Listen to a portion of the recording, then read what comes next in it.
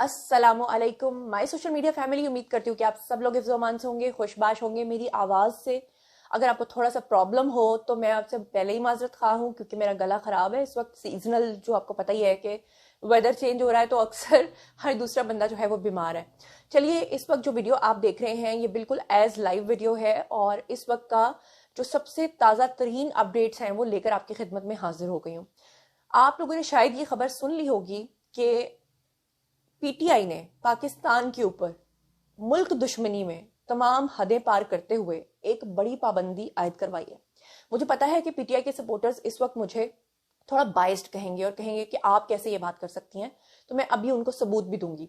लेकिन पहले सुन लीजिए कि अमेरिका ने पाकिस्तान के ऊपर जो हमारा बैलिस्टिक मिसाइल प्रोग्राम था, जो हमारे जोहरी हथियारों की तरसीलात का जो प्रोग्राम था, उसके ऊपर अमेरिका ने पाबंदी आयद कर दी है। अच्छा, अब यहां पर एक चीज जिससे मैं बहुत हैरान भी हुई हूं और बिल्कुल भी हैरान नहीं हुई हूं, वो ये था कि पिछले 4-5 दिन से लगातार पीटीआई के जितने भी अकाउंट्स हैं वो ये बात कर रहे थे। अभी कल के दिन में तारिक मतीन को बहुत सारे लोग ट्रोल कर रहे थे, क्योंकि तारिक मतीन ने भी ये खबर शेयर की थी कि पाकिस्तान के ऊपर जल्द एक बड़ी पाबंदी लगने जा रही है। लेकिन लोगों ने उसको हल्के में लिया। सब लोगों ने उनके ऊपर जो है वो तनकीद की कि आप ये किस तरह की बात करें। अब ये मैं आपको, फलक जावेद नामी एक खातून है जो भागकर खैबर पख्तूनख्वा के अंदर आजकल जो है वो रिहाइश पजीर है, और इसी तरह इमरान रियाज खान भी आजकल वहीं पर रहते हैं। और ये वो तमाम लोग हैं जो आज लुड्डियां डाल रहे हैं, जो आज भंगड़े डाल रहे हैं, जिनको इमरान खान की मोहब्बत में वो इतने अंधे हो चुके हैं कि उनको ये पता नहीं है कि इससे उनके पाकिस्तान को नुकसान पहुंचेगा। लेकिन वो इस बात में खुश हैं कि हम नौजुबिल्ला, अल्लाह माफ करे, पाकिस्तान को तोड़ने के लिए जो है ना वो सरगर्म है, और उनको लग रहा है कि उनको एक बहुत बड़ी कामयाबी मिल गई है। जरा मुलाहिजा फरमाइए, फलक जावेद पिछले 5 दिन से बकवासियात कर रही है ये खातून, और लगातार इसने रिचर्ड ग्रैनल जो है, रिचर्ड ग्रैनल के बारे में आप लोग अच्छे तरीके से जानते हैं कि रिचर्ड ग्रैनल एक हम जिन्स परस्त यहूदी है, जो कि ट्रंप का एलची मुकर्रर होने के लिए उसको नामजद किया गया था। और इन लोगों ने, यूथियों ने नाच नाच के बाजियां भी सर पे उठा ली थी, पूरा पाकिस्तान भी सर पे उठा लिया था कि वो जो यहूदी है उसने इमरान खान को रिहा करवाने के लिए बहुत सारे ट्वीट्स किए हैं। उसी को ग्राउंड बनाते हुए आप अंदाजा कीजिए कि इस खातून ने आज एक पाकिस्तान के ऊपर पाबंदी आयद होने के बाद एक ट्वीट किया है, जिसमें यह खातून लिखती है कि आज की रिचर्ड ग्रैनल की ट्वीट के बाद कंपनी और जियो खत्म शुद। अच्छा, जियो का नाम ये इसलिए लिख रही है क्योंकि रिचर्ड ग्रैनल जो है, जो कि एक यहूदी है, हम जिन्स परस्त है और इमरान खान का दोस्त है, और इमरान खान के लिए उसने जो, ऑब्वियसली खान साहब ने जो लॉबिंग फर्म्स हायर की हुई हैं तो वो खान की रिहाई का मुतालबा करते हैं। तो इसने, जियो ने खबर शेयर की थी जिसमें जियो ने ये बताया था कि वो हम जिन्स परस्त शख्स है। तो अब आप अंदाजा करें कि शहबाज गिल जैसे लोग और ये खातून जैसे लोग और पीटीआई को सपोर्ट करने वाले जो लोग हैं वो रिचर्ड ग्रैनल के हक में बाहर निकल आए थे। उन्होंने कहा जी कि अगर वो हम जिन्स परस्त भी है तो उसके किरदार पर आप उंगली कैसे उठा सकते हैं। अब आप मजे की बात सुने, यानी किरदार का तयन भी अब किसी के हम जिन्स परस्त होने पर वो कह रहे हैं कि ना किया जाए। यानी अगर कोई हम जिन्स परस्त है भी तो उसका मतलब ये नहीं है कि उसका किरदार खराब है। अल्लाह माफ करे, जिसका दिमाग खराब है, जिसकी सारी चीजें खराब है और हिली हुई हैं, मेरा कैमरा भी हिल गया ये बात करते हुए, उसके बारे में वो कह रहे हैं कि उसका किरदार खराब नहीं है सिर्फ इसलिए क्योंकि उसने कहा है कि इमरान खान को रिहा करवाओ। असल में ये ग्राउंड जो है ये तैयार की जा रही थी, और आप लोग जानते ही हैं कि पाकिस्तान के खिलाफ तमाम ममालिक इस वक्त सरगर्म है। उसकी वाहिद रीजन यह है कि पहला इस्लामी मुल्क है जो कि एटॉमिक पावर रखता है। नंबर दूसरी रीजन यह है कि पाकिस्तान जब भी चाइना के साथ ट्रेड शुरू करता है उसको खत्म कराने का प्रोजेक्ट लॉन्च किया जाता है। उसकी रीजन जनाब यह है कि अब चाइना जो है वो नेक्स्ट सुपर पावर बनने जा रहा है। तो चाइना सुपर पावर बन जाएगा और उसका जो अलायंस में मुल्क है वो पाकिस्तान है, और ऊपर से चाइना एक ऐसी करेंसी लॉन्च करने जा रहा है जिसके बाद डॉलर मुकम्मल तौर पे खत्म हो जाएगा। तो ऐसे में कौन सा मुल्क चाहेगा कि पाकिस्तान और चाइना मिलकर तरक्की करें। आप लोगों को पता है कि जब भी नवाज शरीफ ने जो सी पैक है वो लॉन्च किया था तो उसके बाद फिर क्या हुआ था, इमरान खान को लॉन्च करके उसको बंद करवा दिया गया था, और इमरान खान के दौरे हुकूमत में चाइना के साथ ये ट्रेड बंद कर दी गई थी। सी पैक को इमरान खान ने खत्म करा दिया था। यही वजह है कि अब वो तमाम ममालिक इमरान खान को लाने के लिए सर तोड़ कोशिशें कर रहे हैं। अब एक और बात ये सुन लीजिए कि मुझे सिर्फ इतना बता दीजिए कि इमरान खान तो कहता था एब्सोल्युटली नॉट, वो तो कहता था कि आप कौन होते हैं जी कि आप जो कहें हम आपकी सुन लें और मान लें। तो सवाल यह है कि ऐसे में जो अमेरिका को ललकारता है, आपको लगता है कि अमेरिका उसके हक में बात कर सकता है?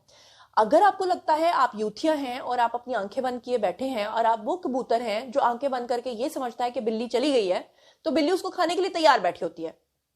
अगर आप ये समझते हैं कि इमरान खान ने तो अमेरिका को एब्सोल्युटली नॉट कहा था, तो फिर ऐसे में मेरा आपसे एक सवाल है कि फिर अमेरिका इमरान खान की रिहाई के लिए इतना तिलमिला क्यों रहा है?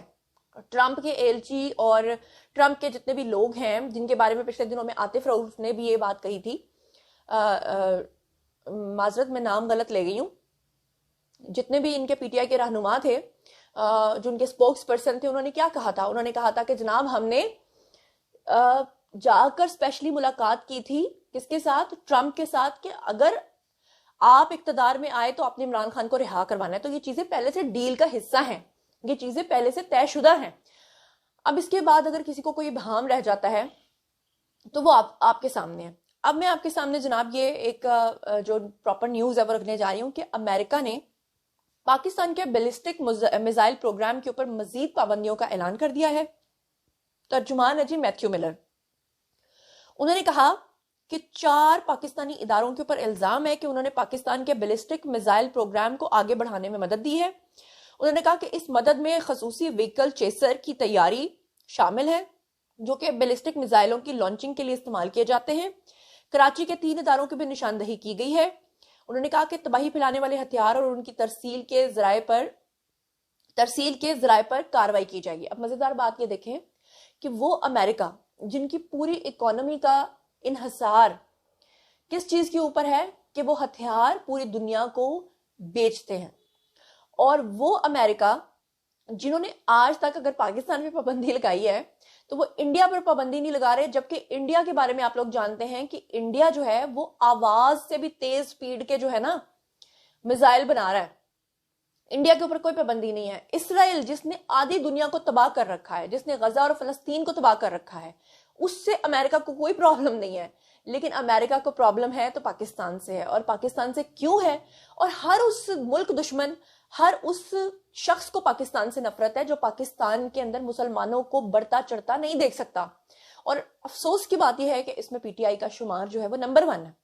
बहरहाल अमरीकी पाबंदियों का शिकार होने वाले पाकिस्तानी इदारों में इस्लामाबाद का नेशनल डेवलपमेंट कॉम्प्लेक्स और कराची में कायम 3 इदारे हैं जी, अख्तर एंड सन्स और एफिलिएट्स इंटरनेशनल्स, और इसके अलावा रोक साइड एंटरप्राइजेस, ये इसके अंदर जो है वो शामिल हैं। अब मैं आपको ये भी बता दूं कि पाकिस्तान का इसके ऊपर रद्देअमल आ गया है, और पाकिस्तान ने इसके ऊपर रद्देअमल देते हुए क्या कहा है मैं आपके सामने वो भी रख देती हूँ।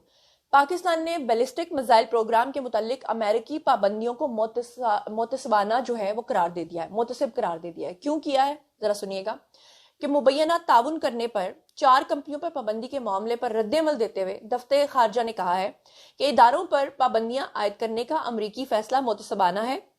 पाकिस्तान की स्ट्रेटेजिक सलाहियतों का मकसद जनूबी एशिया में अमन इस्तेहकाम को बरकरार रखना है।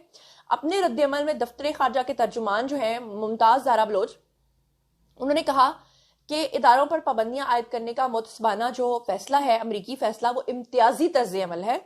और उन्होंने कहा कि पाबंदियों का ताज़ा अमरीकी इकदाम जो है वो अमन और सलामती के मकसद से इनहराफ करना है। और अफसोस की बात यह है कि पाकिस्तान के जो हमारे अभी भी इदारे हैं वो अभी भी इमरान खान के साथ बातचीत करने को तैयार हैं। अभी मैं थोड़ी देर पहले खबर पढ़ रही थी कि 6 रुकनी कमेटी इमरान खान ने बना दी है, और उन्होंने ये भी कह दिया है कि हुकूमत जो है वो अब इस चीज़ के अंदर इतनी सीरियस दिखाई नहीं देती। और सच्ची बात यह है कि हुकूमत नहीं चाहती कि खान साहब बाहर आए। लेकिन दूसरी तरफ अब एक और बड़ी खबर आ रही है कि आने वाले दिनों में स्टैब्लिशमेंट के साथ खान साहब की रिहाई के मुतालिक जो बातचीत है वो शुरू हो जाएगी। अगर खान साहब को छोड़ दिया जाता है और बिना एहतसाब के छोड़ा जाता है तो सबसे पहले स्टैब्लिशमेंट की नाकिद मैं होंगे, क्योंकि फिर वो जो इतना कहते हैं ना कि आपने इतना लंबा प्रोसेस गुजारा, आपने 9 मई के लोगों को अभी तक सजाएं नहीं दी, और फिर जिनको दी फिर उनको भी आपको छोड़ना पड़ेगा, और फिर आइंदा के लिए भी आपको इजाजत देनी पड़ेगी कि सबको मादर पिदर आजादी है, जिसका दिल चाहे वो आकर अपने कौमी इदारों के ऊपर हमला करे और आपके ऊपर बाहर के मुल्कों से प्रेशर आए और आप उनको छोड़ दें। बहरहाल ये था जनाब आज का वीडियो। बारी है जी आप लोगों की, आई कमेंट सेक्शन में और बताइए कि आप इस बारे में क्या सोचते समझते हैं। जो कुछ भी आप सोचते समझते हैं शेयर कीजिए, पर्सनली जवाब दूंगी। मजीद खबरें, व्लॉग्स, इंटरव्यूज और सियासी तज्जिए जानने के लिए मेरे साथ कनेक्टेड रहना हरगिज मत भूलिएगा। चैनल को सब्सक्राइब कर लीजिएगा। अपना बहुत ख्याल रखिएगा। अल्लाह निगहबान।